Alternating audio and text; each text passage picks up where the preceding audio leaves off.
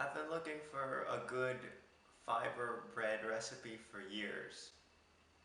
I haven't really found a good one. So I basically made this permutation on a already existing fiber psyllium roll recipe, and I think it works pretty well. So this is pretty much the process. So I'm going to do this really fast. 3/4 cup of almond flour, 2 tablespoons of psyllium husk powder, got a tablespoon of baking powder, going fast, salt, and stirring, and a 1/4 cup of egg whites, fancy egg. Got a little instruction manual. That's how we do it. Nice. Tablespoon of ACV, and 3 tablespoons of coconut oil melted. Pop that in. Good work. We're gonna need a 1/4 cup of boiling hot water.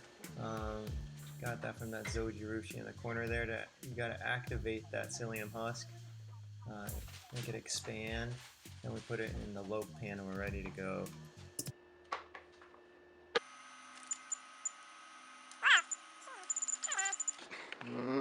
Here we go. So the thing with psyllium husk is that it always smells so freaking good. Like, I don't know, like cinnamon or something? Or like gingerbread? There we go. That's what he's looking like right now. It smells fire. Literally like so satisfying cutting into this right now.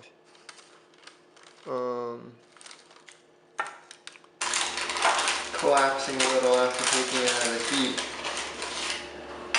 This is what we got. A little gooey in the inside a little bit.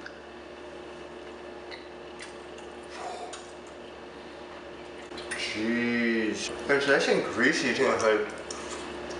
It's actually toasted.